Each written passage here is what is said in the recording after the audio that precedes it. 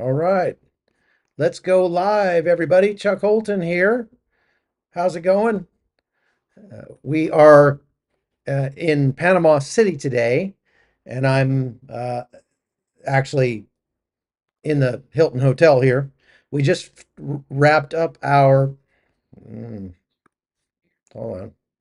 We just wrapped up our uh, fall tour for Hot Zonians. We had 17 people that came down to Panama and spent a week with us. We had a great time. So, obviously, today is an important day. It's a momentous day for Israel as they commemorate and remember the reason why they have had to attack 8 countries now across the Middle East, and why they have sacrificed the lives of not only the 1,195 soldiers and civilians who were killed on October 7th, 2023, but also the hundreds, nearly 500 soldiers who have died since and civilians in the interceding war. So, the war in Gaza and the war in uh, the war with Iran, the drones that have flown from uh, the Houthis in Yemen, the missiles that have come across from Lebanon, from Syria, from Iraq. I mean, it's incredible. Even today, on the anniversary of October 7th, uh, we've had rockets flying out of northern Gaza towards Israeli towns and cities in the north. They were shot down, no injuries. There have been at least 4 drones fired from Yemen at Israel. And so obviously, this war is not over. But today we're going to talk a little bit about how it could end, what this peace plan might have to do with that, and how even if Israel manages to end the war, how they may lose the peace, so to speak. So before we do that, I want to say thank you to Preserve Gold. You know, gold just went over $4,000 an ounce. And if you had bought gold when I first started telling you about Preserve Gold back in July, you would be up about 22% on your money right now. And it's not stopping there. I mean, the what's the matter? The video is very choppy. Audio is fine. Okay, I don't know if there's anything I can do about the video because I'm on the hotel Wi-Fi. Uh, so yeah, I mean it's $4,000 an ounce now. Could easily go to 5,000 by next year and 10,000 in the next 10 years. And as a matter of fact, Ray Dalio, who is he? Ray Dalio is the founder of the world's largest hedge fund, believes investors should allocate as much as 15% of their portfolios to gold right now. And he said that gold stands apart as a hedge in times of crisis, geopolitical uncertainty, and monetary debasement. So, if you are interested in diversifying into gold, let me recommend Preserve Gold to you.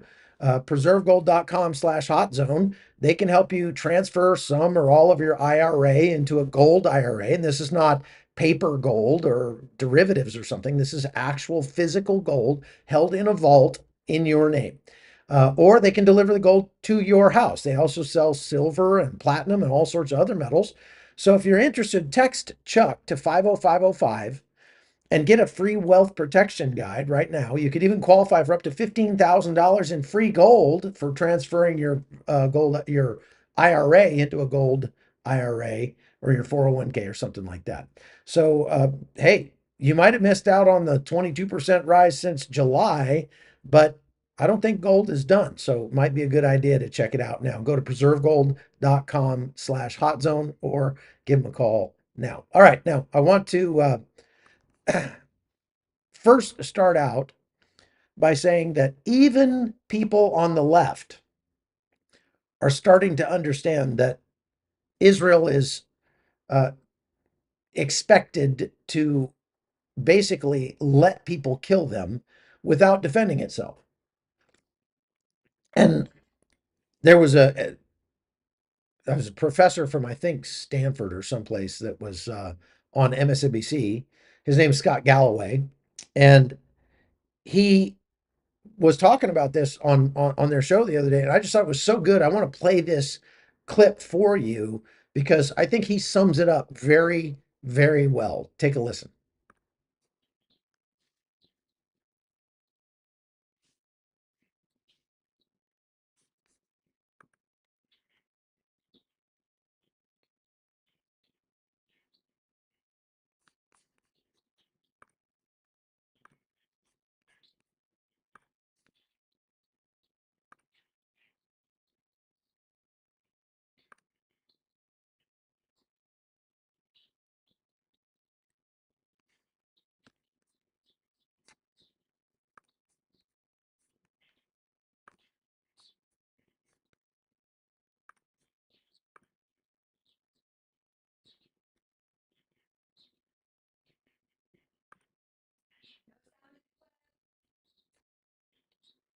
What?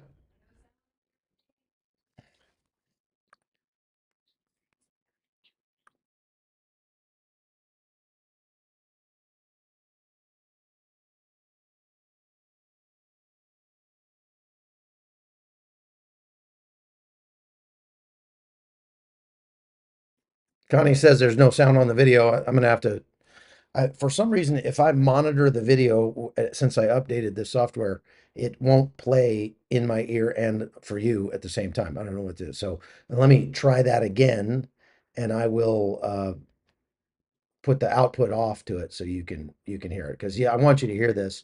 This is definitely worth hearing. Just a second.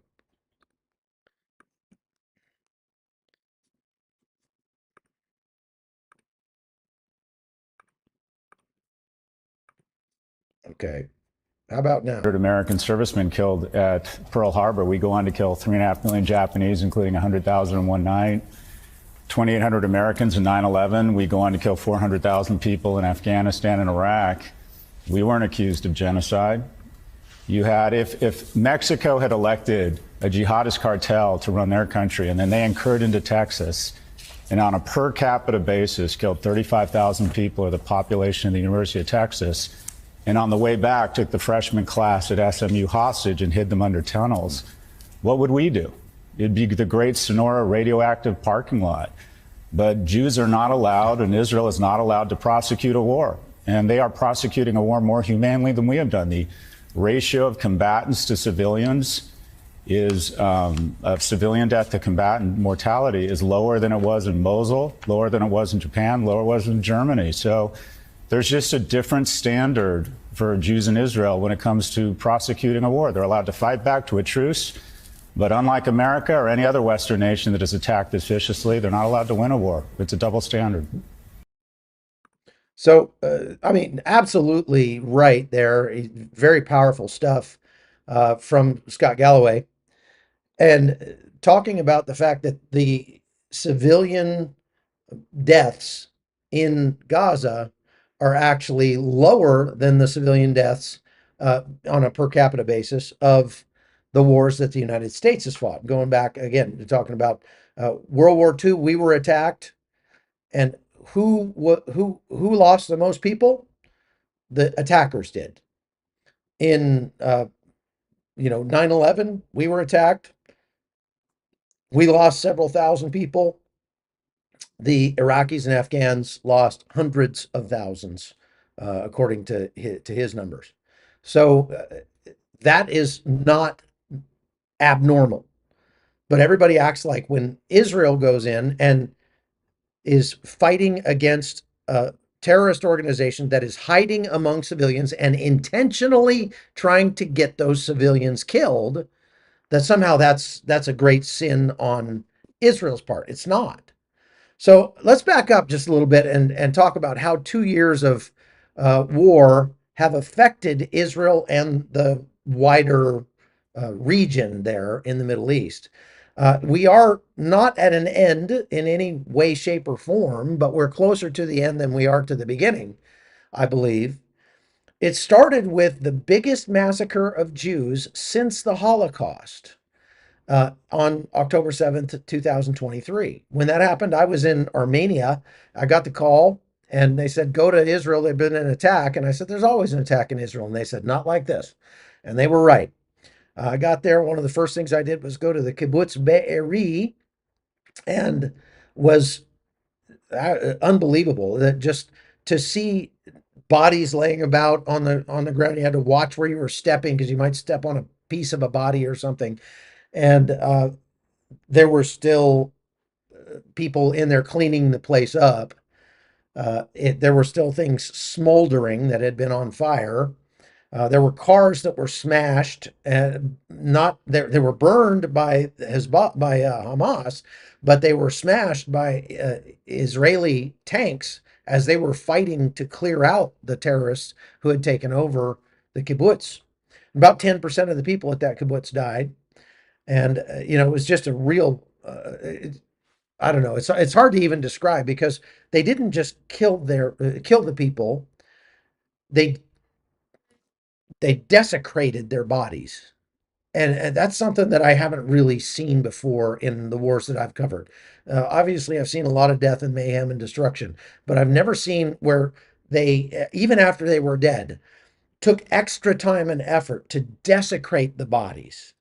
And that is just more proof that Hamas is evil from the pit of hell.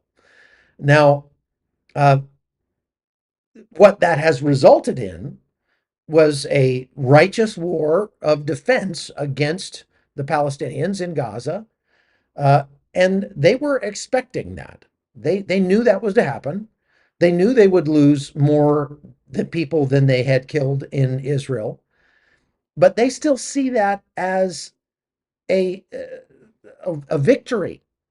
So even though, according to Hamas, they have lost 67,000 people in Gaza, and there have been we've done a lot of podcasts on how they fudge those numbers and try to use them as a weapon to harm Israel in the world stage, and it's working. There's now a big push of a bunch of leftists. If you go out and look at their Telegram channels and their websites and stuff now, they're not quoting 67,000 as the number of dead. They're saying that Israel has killed 660,000 Palestinians, 10 times the number that Hamas themselves says have died. And if you track that down to where it came from, it was just somebody just literally made it up out of thin air and put it out on social media, and it just took off.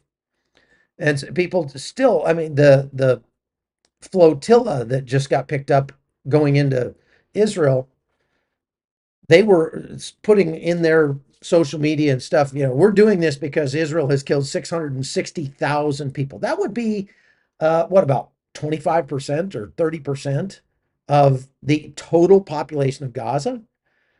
And we know that there are actually more people living in Gaza today than there were at the beginning of the conflict. They've had a lot of babies.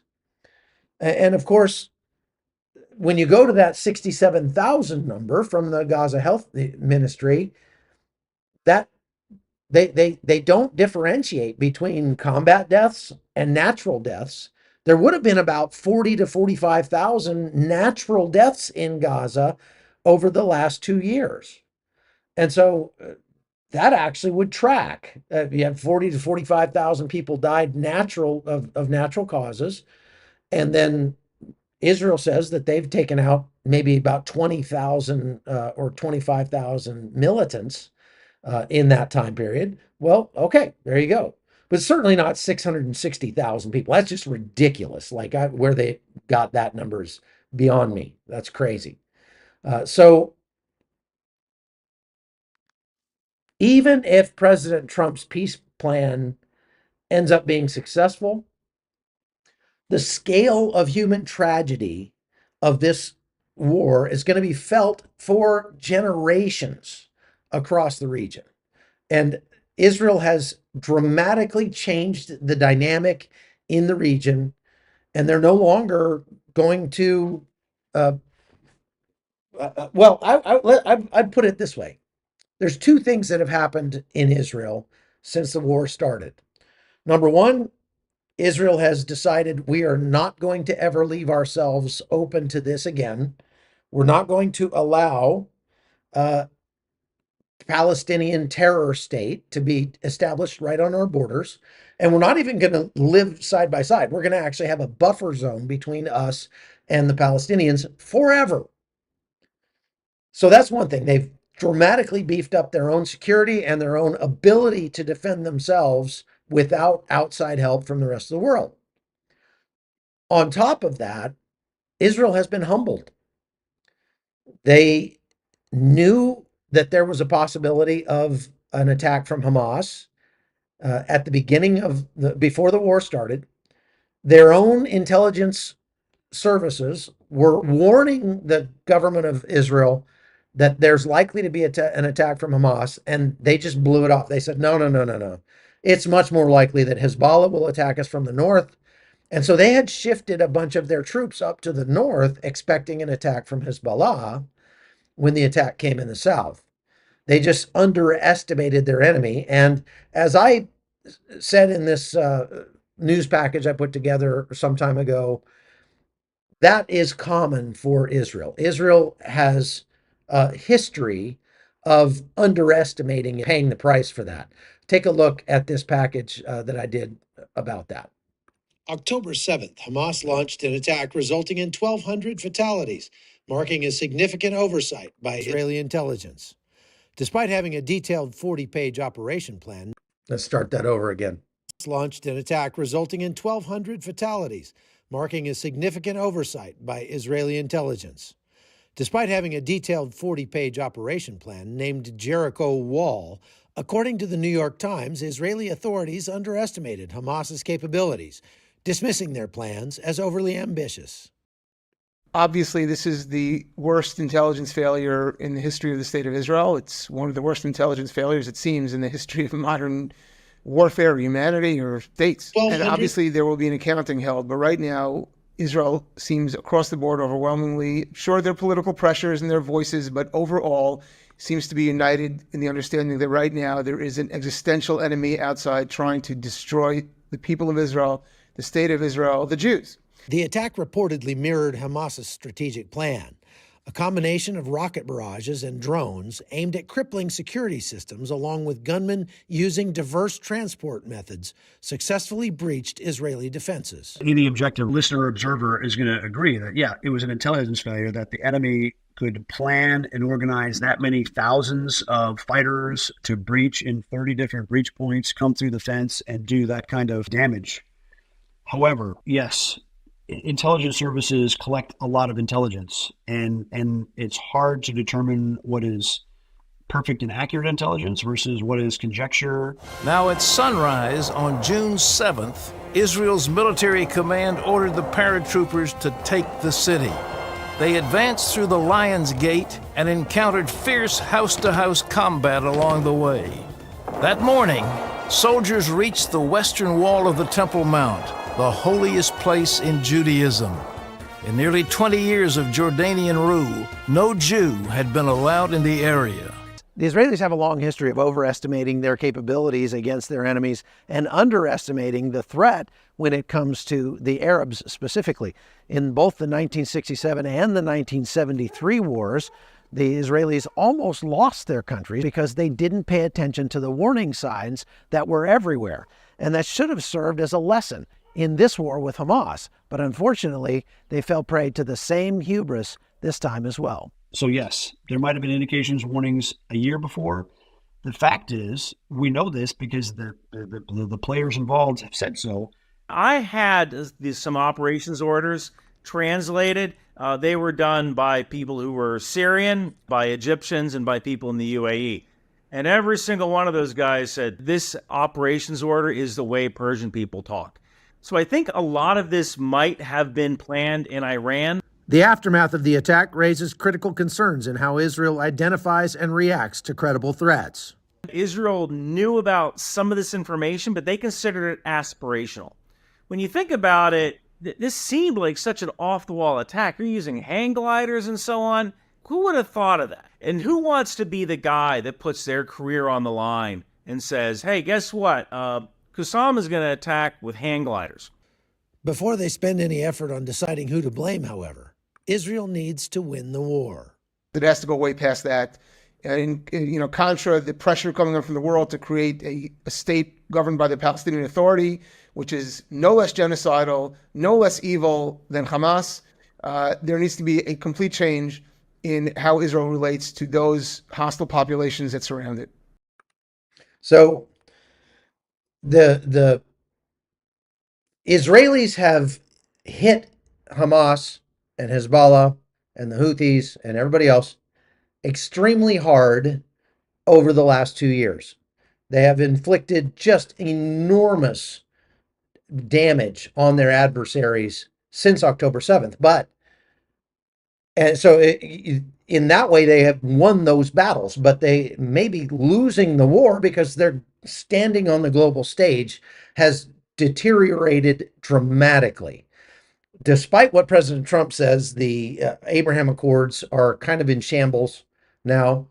Support for Palestinian rights and for Palestinian statehood has increased greatly. There's more than a dozen additional countries that have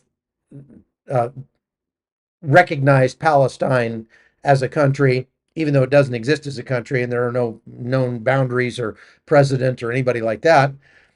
Of course, Palestinians in Gaza have been suffering, and so the world's ire has been raised against Israel as if it's all Israel's fault, not even considering the fact that there are still hostages being held in Gaza. Israel is trying to get their hostages out. Hamas is hiding among civilians and trying to get civilians killed, and even killing civilians themselves to some great extent. We've seen a lot of videos of that happening. And so Israel is expected to just roll over, apparently. And in the United States, I have to say, I have to wonder whether or not President Trump actually won the election because of this war, because it kind of split the Democratic Party. Part of the Democratic Party was, as you know, highly leftist, very anti-Israel, very pro-Palestine, etc. already. But then you have these liberal Jews that are, by and large, they normally vote and contribute to Democratic causes. But since they're Jewish, they certainly side more with the Jews. And that may have split the Democratic Party enough to allow, to at least assist with the President Trump's election to the presidency. But in the last 2 years, about 2,000 Israelis have died, 1,195 on October 7th, and then the rest since then. And that's been on various fronts. There's some that have died in Israel, some that have died in Lebanon, in Syria, in, of course, Gaza. And in addition to the people that have died in Gaza, several thousand more have died in Judea and Samaria, Lebanon and Iran, Syria, and all those places. Okay, we don't actually have a count. We don't know, but it is. I just can't make this point strongly enough. It is not out of the ordinary. It's not strange. It's not even wrong that the aggressor would lose more people than the defender, than the victim. Okay, that is very common in wars throughout history. And it's kind of reshaped the entire Middle East. So they had a 12-day war with Iran that really isn't over yet. It might actually flare back up at any moment. They've been heavily preparing for that over the last few weeks. The United States has moved a bunch more THAAD missile batteries into Israel. I would say at this point we probably have close to 2,000 troops U.S. troops, boots on the ground in Israel, manning these defensive radar and missile stations. And we haven't taken part in any offensive way in this war, but the United States has been heavily involved in the defense of Israel. And in reality, they're pretty much the only major country that continues to stand by Israel at this point. Israel assassinated Hezbollah's leader in Lebanon, killed most of the top commanders of Hezbollah. Of course, Operation Grim Beeper was a masterstroke that really cemented Hezbollah's decline and actually helped a U.S. friendly president take power in Lebanon after 2 years of political gridlock. And that has dramatically changed the calculus between Israel and Lebanon. And as Hezbollah continues to be degraded, Israel struck Lebanon again today and killed a couple more Hezbollah militants. They recently found a massive underground stockpile of missiles and weapons that they blew up. And so, as Hezbollah continues to weaken, the political power of the actual government of Lebanon continues to grow in relation, and they are happy, they would like to have a peaceful resolution, no more war between them and Israel. So that actually is good news. In Syria, the Assad regime fell, and it was partially overthrown because of the weakening of the proxy forces that Iran was funding that were helping to prop up the Assad regime. And of course, Turkey saw the war in Israel and all of the chaos as a opening, if you will, to sort of try to extend their influence over Syria. And so they supported HTS. HTS came in and kicked out the Assad regime after they had been in power for 50 years. So the new government, interim government, under al-Jilani or al-Shara, is now holding talks with Israel for the first time in more than 2 decades. And that political pressure from the United States on them actually may bring the conflict between elements of jihadis in Syria and Israel to at least a truce, to at least an end, maybe not ending completely, permanently, but Israel has now taken over a buffer zone inside Syria that they're not planning to give up. They just held elections in Syria. Now, they weren't for the whole country, but just the area that HTS controls. So that's the first time that's happened in a decade or more. There has been some pretty heavy fighting between HTS forces and the Kurds out in along the Euphrates River. And Muslim Abdi, who's a guy that I've met a couple times, he's the Kurdish commander, went to Damascus and sat down and just inked a ceasefire deal with the al-Shara government.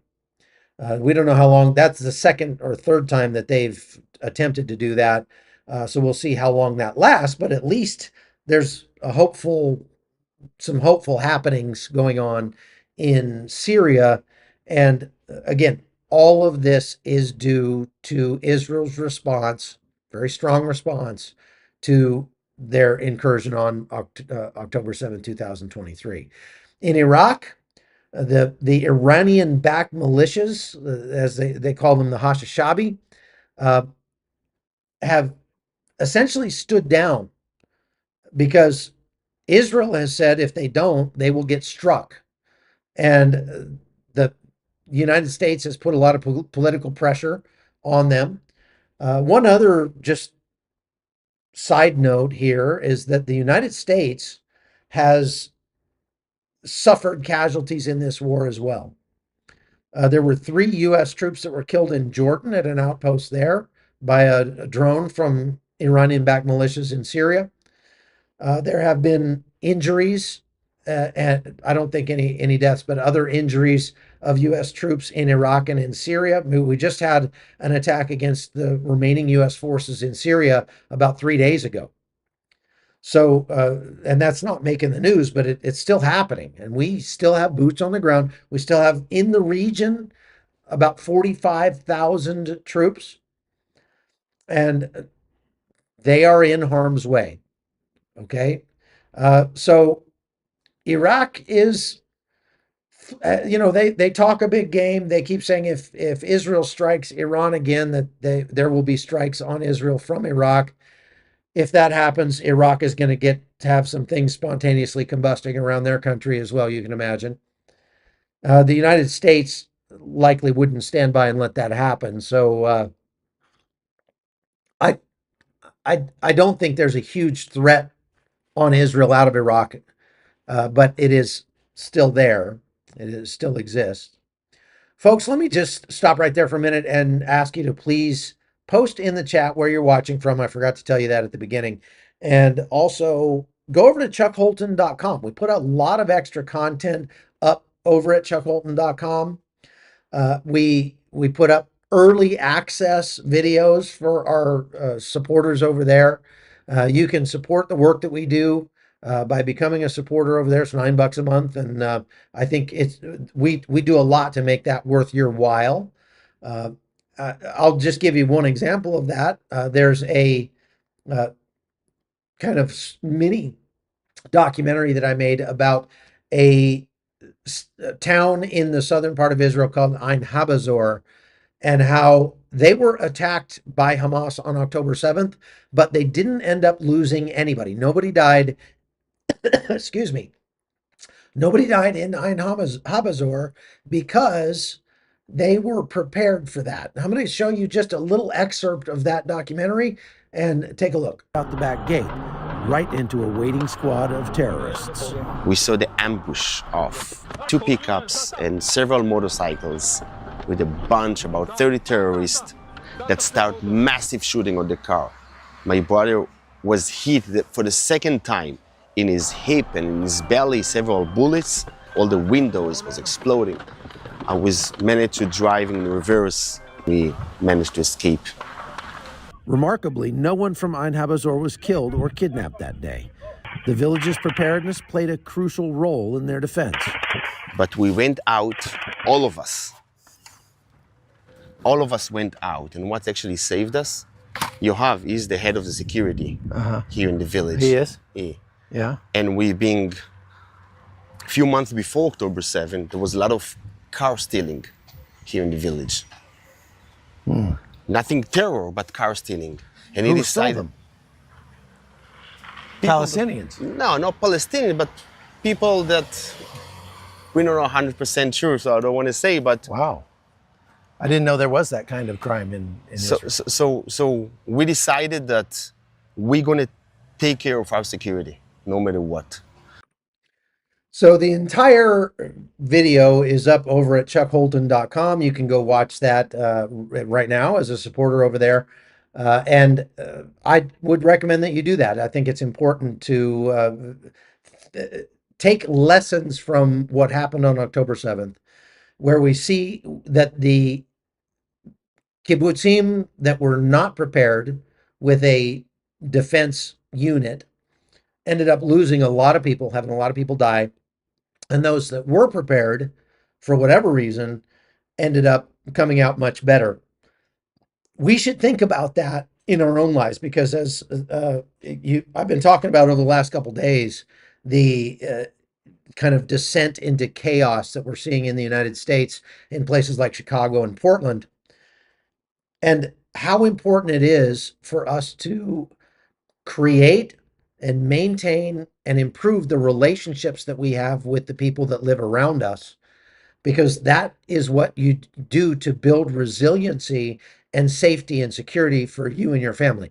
It'd be great if you had a year's worth of food in your basement and a bunch of ammo and things like that. But none of that is going to matter very much if you don't know your neighbors. And if you're the only one that's prepared, you're just going to be the first house they go to. So you want to start preparing by making those relationships now. And I have a manual for how to do that that I put out last year called Death of Civilization. You can get a free download of that book by becoming a supporter over at chuckholton.com or by just getting it from Amazon or someplace like that. But Death of Civilization, I highly recommend that you get it if you live in the United States or even if you don't, and read that book because it really will help you figure out how to make your family truly safer and more resilient in the face of crisis. And that's one thing I think we should be thinking about when we remember what happened on October 7th, because it's really only a matter of time before there's a major multi-cell terror attack in the United States. And if you're not prepared, you may be a victim. So I think it's important to do that. Now, I want to point out, in Gaza, as I talked about before, Hamas says that they've lost 67,000 people in Gaza. Now, some of those would have died anyway. They're natural deaths, and many of them are due to the suffering that's been brought on them by Hamas for not giving up the hostages. But the people of Gaza still support Hamas to a great degree. Now that support is waning for sure, but they still support Hamas. And how do we know that? Well, I have this video that came out of Gaza just yesterday or last night, where you see Gazan men, Palestinians, celebrating the second anniversary of October 7th. Take a look at this. This is sickening. بكره ايش من التاريخ 7 اكتوبر وليش بدنا نوجه رساله للنتن في هذا اليوم و7 اكتوبر جيناكم وبالقصصير جسناكم وبنتدبر بشعبناكم. They're saying we trampled you with our boots on October 7th. We invaded you, Israel. We pulled your soldiers. Your soldiers are like sheep. Netanyahu is a coward. And the Qassam brigades beat you. Okay, so how can they say that when, by their own count, they have lost orders of magnitude more people? Gaza has been all but destroyed. I mean, I have a map here actually of the damage that's been done in Gaza. If you look here, the red parts of Gaza have been destroyed. So about 80% of all of Gaza has been destroyed as of 2 days ago. Okay. And yet to the Palestinians, that's a victory for them. How can that be? I mean, are they just demented or what? I mean, it doesn't make any sense at all. There's no logical way you could make the case that the Palestinians have won this conflict to this point, unless you realize that the only conflict they really cared about is the information battle space. It's the information war. And the information war, Palestinians are winning. No two ways about that. Israel is partly to blame for that because they've done a pretty clunky job of trying to get their side of the story out, because they've been extremely hesitant to allow journalists into Gaza. That's changing, but it might be too little too late. The Palestinians feel like they are winning this conflict because the damage in Gaza doesn't really matter to them that much. They know that when this is all over, foreign countries from the Middle East, Qatar, Iran, and Western countries like Western Europe and the United States will give them billions of dollars in aid that they can use to rebuild Gaza into a brand new state. So they don't the damage that's happened to Gaza doesn't bother them a whole lot. The deaths that have happened in Gaza, well, when you adhere to a death cult, that that they will literally say this. They'll say, "You Americans love life. We love death." Well, when you love death, you're going to get more of it, and so they don't see that as a loss in their opinion. So even though Israel has decimated Hamas, they're not really capable of mounting a military assault on Israel anymore. They have been cut off from their the supply routes for additional weaponry. They've been cut off from their funding from Iran by and large. And the amount of rockets and missiles and ammunition and stuff that they have and weapons in Gaza has been greatly diminished, although not wiped out. As we saw today, there were rockets fired out of Gaza at Israel. Even today, 2 years later, after fighting in Gaza for 2 years, there's still rockets flying out of Gaza. You say, how can that be? Well, they had them buried all over the country. As I said, Gaza was not a civilian city with some militants running around in it. Gaza was a giant military base with 2 million civilians running around in it. And they had militarized the whole of the country against Israel. The great dilemma here is that if Israel ends this war prematurely, if they end it at all, if they stop putting the pressure on the Palestinians are just going to start right back up again, building more terrorist infrastructure to someday in the future, maybe 5-10 years down the road, strike at Israel again. Israel has trained Hamas to do that by its response in the past. They have trained Hamas that taking hostages is the most effective way to get what you want, because the world will just condemn Israel for trying to get their hostages back. And they won't have much opprobrium at all for Hamas for taking the hostages in the first place.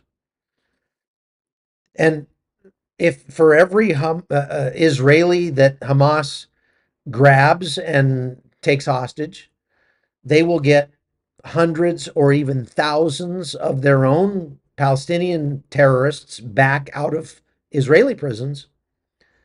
And so in the Palestinian calculus, that looks like a win. How do you change that? I don't know, because it doesn't matter if you killed 2/3 of the people in Gaza. Literally, if you killed over 1 million Gazans, they would still be calling this a win.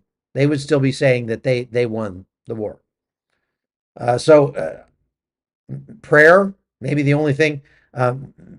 Obviously, Israel is not going to trust the Palestinians as far as they can throw them from now on. They're not going to let just a border fence with a few cameras on it separate them from these terrorists. They're going to have troops down there for the indefinite future. Now, Yemen is another problem. As we, again, talked about the fact that Israel might be going back to war against Iran any minute. The rumors are that they've made a deal with the United States that when Israel hits Iran again, the United States will simultaneously hit the Houthis and keep their heads down while Israel and Iran battle this out. Everybody expects that there will be more conflict, kinetic war between Israel and Iran. Everybody expects it. Israel has been beefing up its missile systems, its Iron Dome. The United States, like I said, has moved like 11 more THAAD missile batteries into Israel. As a matter of fact, it's probably the most dense concentration of THAAD missile batteries anywhere in the world right now is in southern Israel. and we have to have the troops there to run that. So the Houthis have not been degraded to any meaningful extent by all the bombings. Yeah, they've taken out the airport, they've taken out the ports, they've taken out any fuel facilities. The Houthis are a bunch of camel herders. They don't care about that stuff. And they've been having that, they've been weathering airstrikes for more than 10 years from Saudi Arabia. So they're used to it. They hardly even flinch when you bomb the Houthis now. The only way that the conflict with the Houthis is likely to stop is if somebody puts troops on the ground in southern Yemen, in the areas the Houthis do not control, and they assist the Yemeni forces, not the Houthi forces, the forces of the legitimate Yemeni government, in going in and pushing out the Houthis. I guarantee you, if that happens, there will be bloodshed in Yemen like they've never seen before, because the Yemeni forces that would be fighting the Houthis are, maybe 1% less brutal and savage than the Houthis themselves. And so they're not going to go in and just, let the Houthis surrender or arrest them or something like that. They're going to be hanging them from bridges and dragging them through the streets, and massacring massive numbers of civilians who get in the way. That is pretty much a foregone conclusion. So if we're going to see more fighting in Yemen, and this is going to go on for some time. Now, Qatar, Israel struck a few weeks ago and attempted to take out Hamas leaders there. That was like a bridge too far for many of the Gulf states, who are now, they were kind of staying out of it, like the UAE and Jordan and Bahrain and Saudi Arabia. They were kind of like, look, we don't like Israel all that much, but Hamas, we would like to still have business with Israel. Well, now they're like, look, there will be no deal with Israel until the war is over in Gaza, and they no longer are interested in business deals with Israel at the moment. President Trump says he's going to fix that. He told Axios last week, he said, quote, Israel lost a lot of support in the world. Now I'm going to get it all back. I'm going to get all that support back. Well, I hope he can. But why have these states that have actually supported Israel, they've helped to shoot down Iranian missiles and drones, like Jordan and Saudi Arabia, why are they now so upset at Israel because they struck at Qatar? Because they're realizing that if there's any terrorists that are sheltering in your country, Israel's not, they don't care. They're like a honey badger. They don't care. They're gonna strike that country. And they don't want strikes in Jordan. They don't want strikes in Saudi Arabia. So they're not happy with that idea. So as I said, Trump is the only major world leader that's now standing beside Israel completely. And even he said Netanyahu might have taken it a little too far when he struck Qatar. He made Netanyahu pick up the phone and call the Qatari emirate and apologize last week. So inside Israel, people still understand that Israel has to do what they have to do, but there's a clear majority of people, according to polls, that say they want the war to end if they can get the hostages out, even if that means Hamas survives in some form. I think they're starting to come to the realization, starting to understand that it's going to be almost impossible to wipe out Hamas completely, but they've at least degraded Hamas to the point that they're not much of a threat right now. So polls indicate that most Israelis want Netanyahu to step down at some point. And Netanyahu says he's not continuing this war just so that he can survive politically. He's been around for a long time and he's getting to the end of his career. He wants his legacy to be that he safeguarded Israel and won the war. All these people, wars tend to create a boost for wartime leaders. So we saw that with Zelensky at over 90% approval rating at the beginning of the war in Ukraine. But as the wars drag on, if they're not satisfactorily ended, they end up working against those same leaders. And we see that in the case of Netanyahu and in the case of Zelensky. So you notice you haven't heard a whole lot about famine anymore in Gaza. That's because there never was a famine to begin with. Israel has enabled the entry of a lot more aid over the past few weeks. There's so much aid, people are throwing it away in Gaza.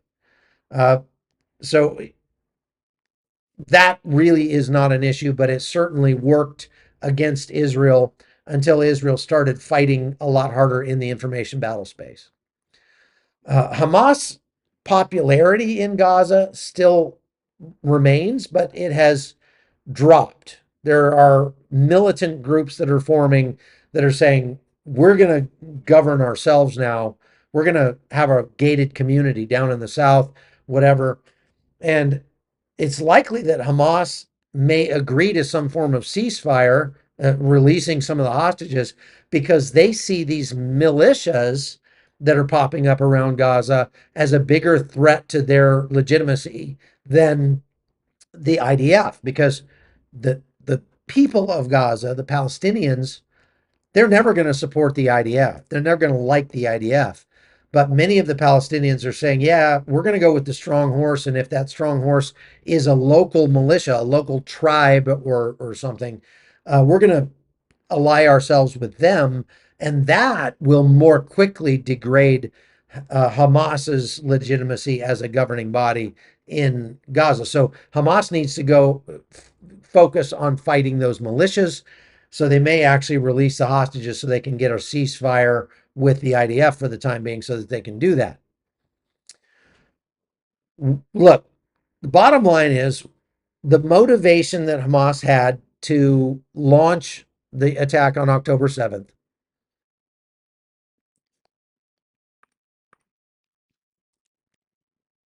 Connie, what's the code for the Wi-Fi? Looked like it just kicked me off. 1025? Okay. That was awkward. Did I drop off there? I don't think I did. Okay, so anyway, sorry about that. The internet said it was going to disconnect me. The bottom line is Yahya Sinwar planned October 7th to derail the Abraham Accords, the normalization process of relations between Israel and the rest of the Arab world. In that, Yahya Sinwar succeeded. For the time being, the Abraham Accords are sidelined, if not dead.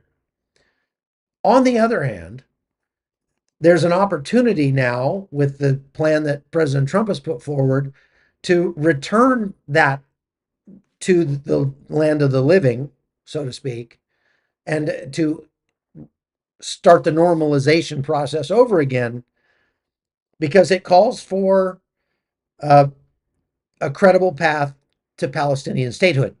I don't know if maybe you didn't catch that, but President Trump is actually in this peace plan, one of his 21 points, is calling for a path to Palestinian statehood, which up until 15 seconds ago was a complete non-starter for Israel. But the Saudis have said they're not going to continue the normalization process with Israel unless there is a path to Palestinian statehood. So, am I hopeful? I'm a little cynical, I have to say, because the Palestinians have been offered statehood many times in the past, and they have always turned it down because they don't want a Palestinian state in Gaza and the West Bank. They want Israel to be the Palestinian state, minus any Jews or Christians. And that's just a non starter. That's just not going to happen. The Israelis are not going to go for that. So both societies, Israel and the Palestinians, have been tremendously traumatized by this war. And in some ways, both sides have been, I guess you could say, radicalized to some extent by it as well. So there really is not a lot of daylight there. If you're saying we would like to see Israelis and Palestinians coming together and saying, okay, let's let the bygones be bygones, and we'll start to rebuild, we'll end the war, we'll return the hostages, and now we can be friends. That is not happening. There's none of that. As long as the Palestinians continue to hate Israel and want Israelis to cease to exist, this war is going to continue. In some form or fashion, the war will not end. And the fighting might stop, which would allow Gaza to start being rebuilt, but that doesn't mean the war is over. Because again, the war exists primarily in the information space, and that war will continue for a long time to come. All right, so I want to get over to questions and comments because this is a important day. We'll go a little long today for that reason, because I really want to kind of honor the people who have died and given their lives to try to rescue the hostages, especially. I've met so many Israeli soldiers, and I'm telling you, these are good dudes. As a matter of fact, I wanted to show you this video of Israelis just like yesterday praying before they went into Gaza, okay?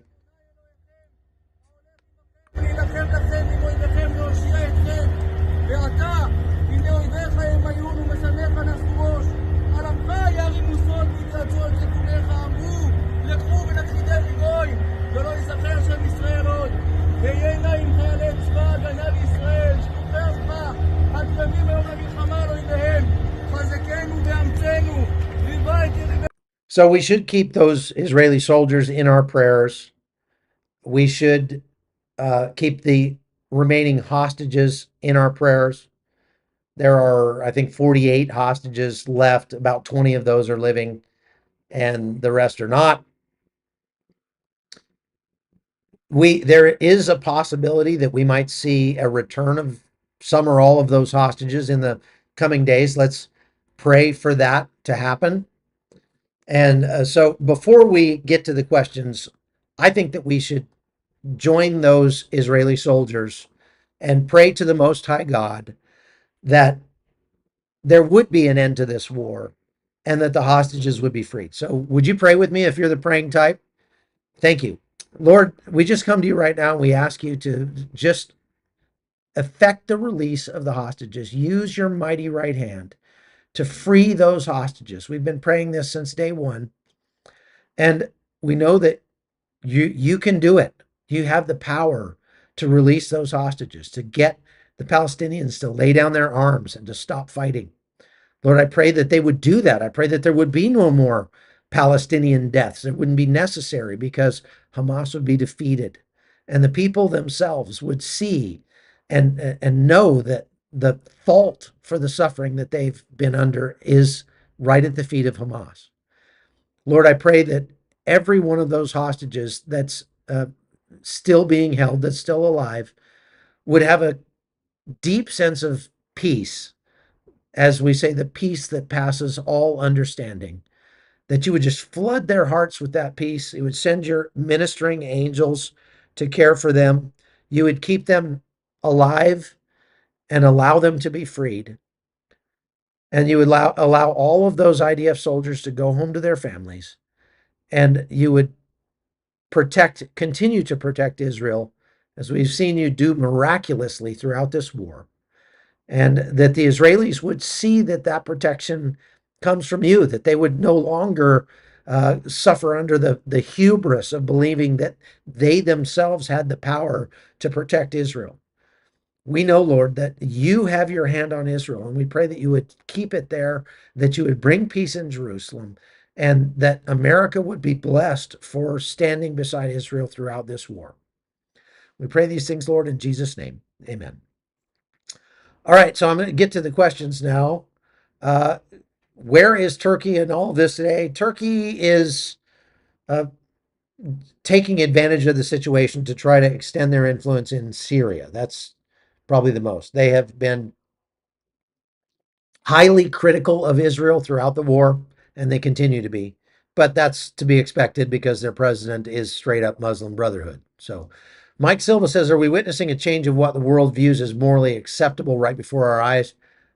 I think that's a continuous process of de-evolution, the loss of civility, the loss of morality. The Bible says that in the last days, people will see evil as good and good as evil. And I think we're seeing that happen right before our eyes as more and more people around the world see the bad guy in this as Israel, just for defending themselves and trying to make their country safe. Mike, thank you for the $20. Appreciate that. Robert Hall says, is Israel defending with Iron Beam against the Houthi drones? They are. They have employed the Iron Beam in real world conditions in combat, and they're rolling out more of those units all the time. So give it a couple of years for them to get enough of those units into play, and it'll be a completely different calculus in Israel because they will have a much better ability to defend themselves against drones and missiles and things like that. Big Matt says, did anyone of authority in Israel get fired or locked up for missing the attack in 2023? Yes, actually, some of the leadership stepped down. The leader of the Shin Bet, the leader of the Mossad, they had stepped down voluntarily and resigned and had cited that as the reason. So if the war ever finally gets over and the fighting gets over, Israel will do a much more thorough reckoning of the people who were responsible for that. But right now, they're still focused on just winning the war and surviving. Chris Gann says, I've heard that some Americans have been sneaking over and fighting against Israel.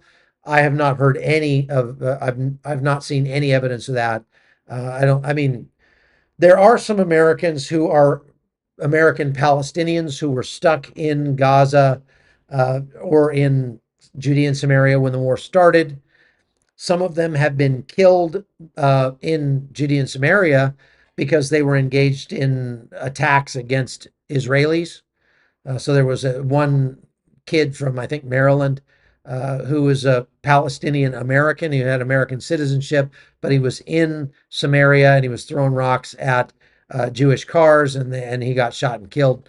So that may be what you heard, but that's that's all. I haven't seen like any Americans going over there and fighting. KP1 says, as tragic as all this is, could this conflict in Israel actually have helped the U.S. be more aware of what could have or can happen here? Let's hope. Let's hope that it will motivate Americans to get more prepared for similar attacks against our country, because they're coming. It's just a matter of when. S. Parcels says, what's the difference between murder and assassination? Well, if Israel has assassinated the leaders of the terrorist group that were a threat to them, that would be considered a legitimate military target. Murdering somebody is typically the word you would use for a target that's not a legitimate military target, a civilian target, but the leadership of terrorist groups doesn't qualify as a civilian target. Barbie says, if Hamas refuses disarmament, can you just see them getting rid of dying hostages and get some fresh ones? The Palestinians have been trying to take more hostages throughout this war. There have been several firefights and stuff in Gaza where they found the Palestinian militants after they killed them. They had stretchers, they had handcuffs, they had stuff like that because they were planning to take living or dead IDF soldiers hostage and increase the number of hostages. They're going to be looking to get more hostages because hostages are currency in Gaza. There's no two ways about that. Wendy Lum says, does the Qassam Brigade still exist? Yes, but they have been militarily defeated to the point that they are not a huge threat to Israel right now. If they stopped right now, they could reconstitute rather quickly, and in a year or two, they could be a threat again. And that's why Israel really needs to continue fighting. Everybody hopes that there will be a ceasefire sometime soon, but I'm still pretty skeptical. Maria Wood says, have you heard of any miracles in Israel since October 7th? Many, many miracles. As a matter of fact, you can go back and look at some of my previous podcasts throughout the war where I've interviewed guys like Doron Kedar, who's a special forces, IDF special forces troop, I think he's a master sergeant. And he's detailed many miracles that they've seen. As a matter of fact, they've even intercepted radio chatter from Hamas and Hezbollah saying the Israelis have their God is making our missiles miss their targets, or they have jinn, like genies that are on their side that are stopping our missiles from striking them, and so even the Palestinians have seen that Israel has been miraculously protected. I mean, think about it. There have been like 30,000 missiles fired against Israel, and they've lost several dozen people dead in all of those missile attacks. That's astounding, and that's miraculous. There's no two ways about it. Nicholas Dupree said, if the deadline for Hamas releasing hostages was Sunday evening, why has once again nothing happened to them for not complying? My point exactly, Nicholas. I keep saying if President Trump is going to threaten some hell breaking loose in Gaza, then we should see something happening in Gaza once the deadline passes. That wasn't happening already in Gaza, and we're not. So again, President Trump has made himself look weak because he has given an ultimatum and then done nothing when the ultimatum was rejected or ignored. Brad Smalley says, will the son of the Shah of Iran come to power in Iran? Maybe. Not likely. I think it's likely that there would be other opposition groups that might take over if the current regime of the Ayatollah were to collapse. But that I'm not sure that they're that close to collapse, really. But we'll see. Twyla Nicholson says, when is Trump going to stop saber rattling and realize Hamas is not honorable at all? That sounds like a rhetorical question to me. Only President Trump can answer that. Barbie says, do you feel that inevitably the U.S. will have to finish these wars in Gaza and Ukraine? And I mean finish it, period. No, the United States is not going to get involved on the ground in Ukraine or in Gaza, most likely. Alice H. says, disarming is important, but how about cash for guns? That never works anywhere. What you find is that people will only turn in guns that they don't want to keep. So if they have any old broken guns, they'll turn those in for cash, and they'll use the cash to go get more guns that they do want to keep. So cash for guns is a bad idea. Kayla Barnes says, then make sure there's no terrorists in your country. Right. Okay. Christina Mina says, what benefit do the Gulf states get from allowing Hamas to have safe refuge while living in their countries? Seems to me that opens up their risk of being bombed by Israel. Certainly does. Israel has proven that. And the only reason that Gulf states are supporting, are harboring Hamas is because they support what Hamas is about, which is destroying Israel. Okay. So Qatar acts like it's this mediator and this, very progressive Muslim. They're not. They're a bunch of jihadis. Jihadis in suits, but jihadis nonetheless. And their ultimate goal is to see Israel destroyed. And so that's it. Eric Parker says, I agree, October 7th was a horrific act of terrorism, although does it give justification for the IDF to commit genocide? Well, pretty hard to say the IDF is committing genocide when there are more Palestinians in Gaza now than they were at the beginning. If Israel wanted to kill all the Palestinians, that's what genocide means. Okay, you can't use genocide for Israel is waging war against the Palestinians because the Palestinians committed atrocities on October 7th. That's not genocide. That's called war. True genocide is we're trying to wipe out an entire people group. And if the Israelis wanted to wipe out the entire Palestinian people group in Gaza, they could have done so by October 8th. But they didn't. And they have, and if you're trying to wipe out an entire people group, do you warn them before you bomb a building so that they can flee? Do you open up humanitarian corridors so that they can get away from the fighting? Do you provide vaccines and medical care for the wounded, which they are doing? Do you know how many Palestinians have been brought to Israel for medical treatment because they were sick and they needed chemotherapy? Even Yahya Sinwar himself was cured of brain cancer by the Israelis before he was released back into Gaza. Is that what a genocidal country does? Does a genocidal country allow every country on planet Earth to send aid into the people that they're trying to kill off? Does that sound like genocide to you? Ridiculous to use the term genocide for what is going on in Gaza, because Israel doesn't want to be there. They wouldn't be fighting in Gaza if it wasn't for the fact that there's still hostages of theirs being held in Gaza. Eric, why don't you blame Hamas for all the killing that's happened in Gaza? Because Hamas still won't give up those hostages. What would you want your country to do if your family had been taken hostage and was being held in Mexico?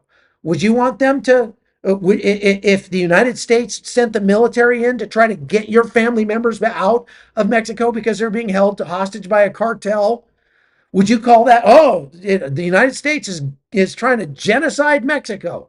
No, you wouldn't. It is patently ridiculous to call this a genocide. Point, period, end of story. That's it. Alicia Lopez says, will the U.S. give visas to Muslims entering the U.S. for refugees? They have been, but they've shut that off under the new administration. Linda Atkins says, why does Israel exchange so many prisoners for one hostage? Well, because they've set that precedent in the past, and that's what I mean. They have trained Hamas to expect hundreds of Palestinian prisoners to be released for each hostage. And Israel is making the point that we will do whatever it takes to get our hostages back.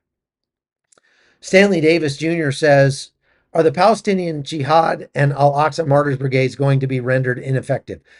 They have been, to a large extent.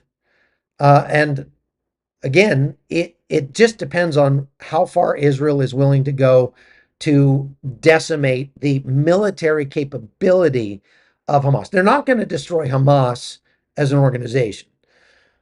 Neither are they going to destroy the PIJ or Al-Aqsa Martyrs Brigade as an organization.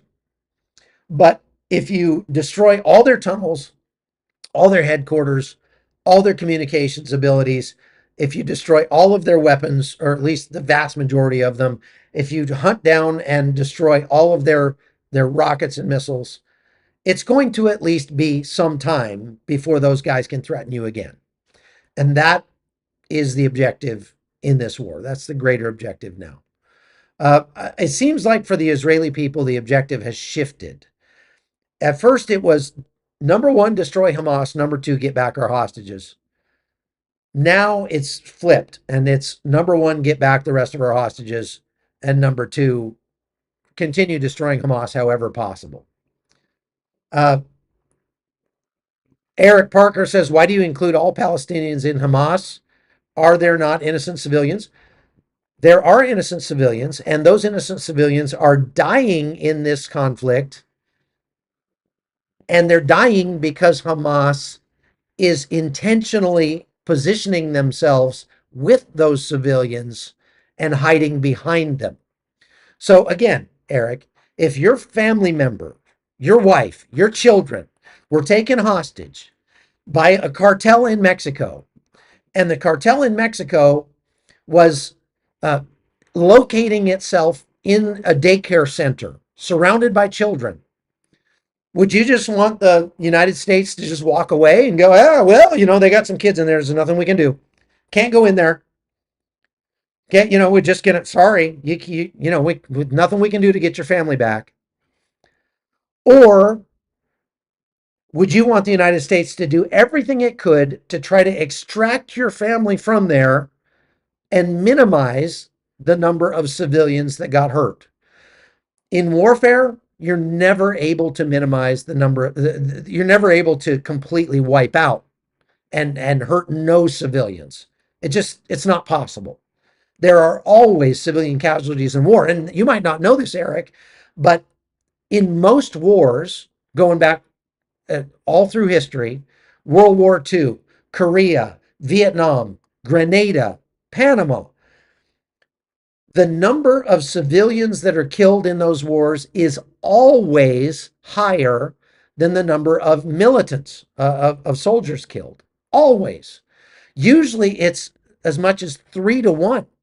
3 civilians die in every war for every soldier that dies in a war, because that's the nature of war. In this war, the ratio of civilians to militants killed has, according to third-party, non-biased intelligence services like MI5, is more like 1-1. That's lower. That ratio is lower than the ratio of the war in Afghanistan and Iraq that the United States undertook. And we didn't have any hostages there. There were no hostages in Iraq and Afghanistan. We were just trying to decimate the Taliban and Al-Qaeda. But we ended up killing 3 or 4 civilians for every militant that we killed in that war. Nobody says that, America is genociding Iraq or genociding Afghanistan. Nobody ever said that. You never heard that. So why is Israel held to a different standard? Whose fault is it that civilians are dying if Hamas is surrounding themselves with civilians and shooting at Israel from behind civilians? Is Israel supposed to just take it? Are they supposed to just go, oh, well, I guess we'll just have to sit here and die? Our soldiers can't shoot back because there's civilians over there. No. Hamas makes those civilians legitimate military targets by hiding behind them. And if those civilians are killed as Israel tries to protect itself, the fault for that lies with Hamas, not with Israel. And to pretend that it's Israel's fault is pretty gross, actually. It's morally unjustifiable. It's intellectually dishonest to say that it's Israel's fault. Okay, Susan King says, if Hamas has to leave Gaza, what is Israel going to do with released prisoners? They're going to release them. They don't release all the prisoners back into Gaza. Some of them they do. But most of them get released into Judea and Samaria and the Hebron. So they would, if they released prisoners, they would probably send them into Judea and Samaria. I think another reason that Israel releases so many of them is that it makes it cheaper for Israel, and it increases the chances that the next time there's a conflict with those same terrorists, those terrorists are not going to survive. They're going to kill them rather than arrest them. So there's that. Sarah Jones says, can you help me understand why the Palestinians continue to support Hamas when they treat them horrifically? Why don't they turn on them? Because they have been brainwashed from childhood to believe that everything is Israel's fault. And yes, they don't like what Hamas is doing to them. Many of the civilians in Gaza realize that Hamas is weaponizing the civilian population against Israel, and they don't want to be the weapon. They don't want to be the human shield. that's protecting Hamas. But they know that if they don't continue to support Hamas, it will be worse for them because Hamas will come looking for them. And there are some absolutely horrific videos out there of what Hamas does to people that it considers to be disloyal. Horrific. And so what you'll see is as Hamas and their military ability is degraded, the number of Palestinians who are coming out against Hamas will grow. Because as they feel like it's safe to do so, they will turn on Hamas. And there will be a tipping point at some point, I believe. But that point has not been reached yet, obviously. Okay, so one other thing, Eric Parker says, why do you include Palestinians in Hamas? Because of this, okay?